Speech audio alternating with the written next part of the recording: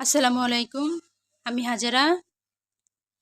গত পার্টে আমি আলোচনা করেছিলাম বাংলাদেশের নদ-নদীর উৎপত্তি স্থলগুলো।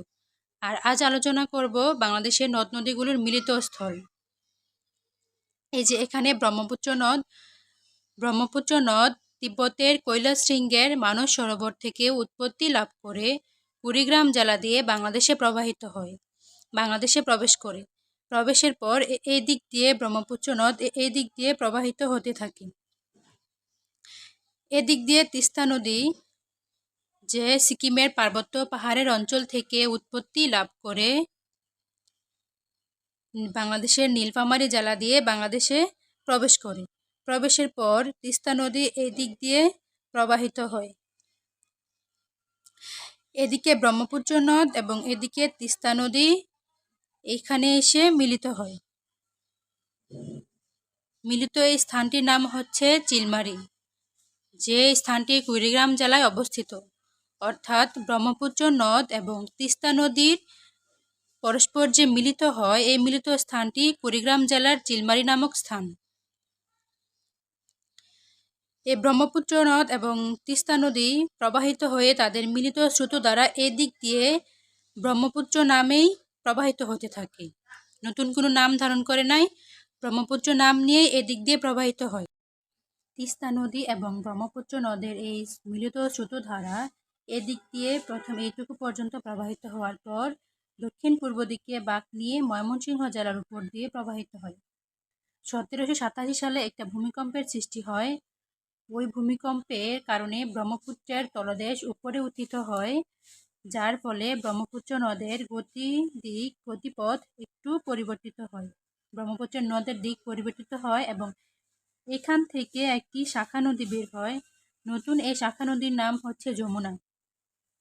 এই শাখা নদী যমুনা নদী এদিক দিয়ে প্রবাহিত হতে থাকে এবং এখানে তিস্তা নদী থেকে আরেকটি ছোট নদীর উৎপত্তি হয়, যেটা এদিক দিয়ে প্রবাহিত হয়ে এখানে এসে যমুনা নদীর সাথে মিলিত হয়। এই তিস্তা নদী থেকে উৎপত্ত ছোট এই নদীর নাম হচ্ছে বাঙালি। এদিক দিয়ে বাঙালি নদী আর এদিক দিয়ে যমুনা নদী এখানে এসে মিলিত হয়। এই জায়গাটি বগুড়া জেলার অন্তর্গত।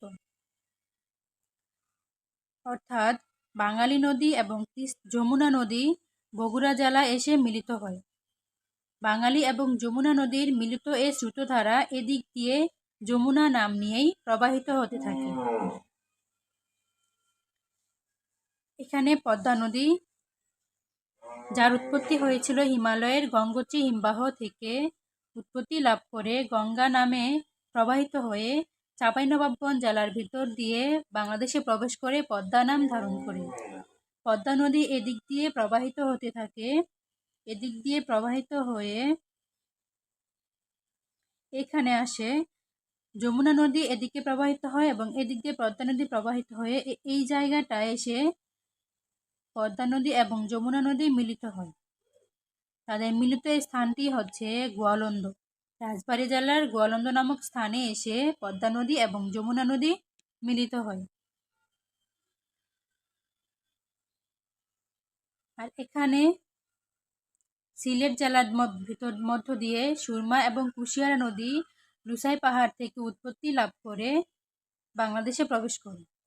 এদিক দিয়ে সুরমা নদী এবং এদিক দিয়ে কুশিয়ারা নদী প্রবাহিত হয়ে এইখানে এসে দুটি নদী মিলিত হয়। তাদের মিলিত এই জায়গাটির নাম হচ্ছে আজমিরিগঞ্জ। হবিগঞ্জ জেলার আজমিরিগঞ্জ নামক স্থানে সুরমা এবং কুশিয়ারা নদী মিলিত হয়। মিলিত হয়ে কালনী নাম ধারণ করে এদিক দিয়ে প্রবাহিত হয়। কিছু দূর প্রবাহিত হওয়ার পর এই নদী মেঘনা নাম ধারণ করে। 1787 সালের ভূমিকম্পের পূর্বে ব্রহ্মপুত্র নদ এদিক দিয়ে ময়মনসিংহ জেলার উপর দিয়ে প্রবাহিত হতো।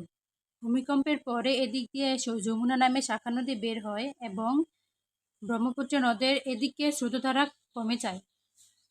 এজন্য এটাকে নাম দেওয়া হয় পুরাতন ব্রহ্মপুত্র। এদিক দিয়ে পুরাতন ব্রহ্মপুত্র এবং এদিক দিয়ে মেঘনা নদী এখানে এসে মিলিত হয়। পুরাতন ব্রহ্মপুত্র এবং মেঘনা নদী এখানে এসে মিলিত হয় এবং এই জায়গাটির নাম হচ্ছে ভৈরব বাজার। কিশোরগঞ্জ জেলার ভৈরব বাজার নামক স্থানে যমুনা নদী এবং মেঘনা নদী মিলিত হয়। তাদের মিলিত এই স্রোতধারা এদিক দিয়ে মেঘনা নাম নিয়েই প্রবাহিত হতে থাকে। এদিক দিয়ে পদ্মা নদী, এই যে যমুনা নদী এবং পদ্মা নদীর মিলিত হওয়ার পর তাদের মিলিত স্রোতধারা পদ্মা নাম ধারণ করেই এদিক দিয়ে প্রবাহিত হয়। এদিক দিয়ে পদ্মা নদী এবং এদিক দিয়ে মেঘনা নদী এখানে এসে মিলিত হয়।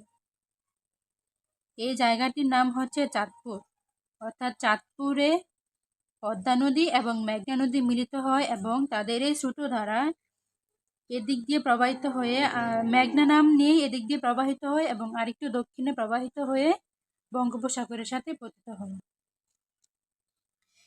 এই জায়গাটা হচ্ছে কালুরঘাট। চট্টগ্রামের কালুরঘাট নামক স্থানে গুরুত্বপূর্ণ দুইটি নদী মিলিত হয়। এখানে কর্ণফুলী, যার উৎপত্তি হয়েছিল মিজোরামের লুসাই পাহাড়ের লংলেহ থেকে, উৎপত্তি লাভ করে কর্ণফুলী নদী রাঙামাটি জেলার মধ্য দিয়ে বাংলাদেশে প্রবেশ করে এদিক দিয়ে প্রবাহিত হতে থাকে। এদিক দিয়ে আসা কর্ণফুলী নদী এবং এদিক দিয়ে আসা হালদা নদী চট্টগ্রামের কালুরঘাটে এসে মিলিত হয় এবং মিলিত হওয়ার পর এদিক দিয়ে কর্ণফুলী নাম ধারণ করে একটু প্রবাহিত হয়ে বঙ্গোপসাগরের সাথে মিলিত হয়।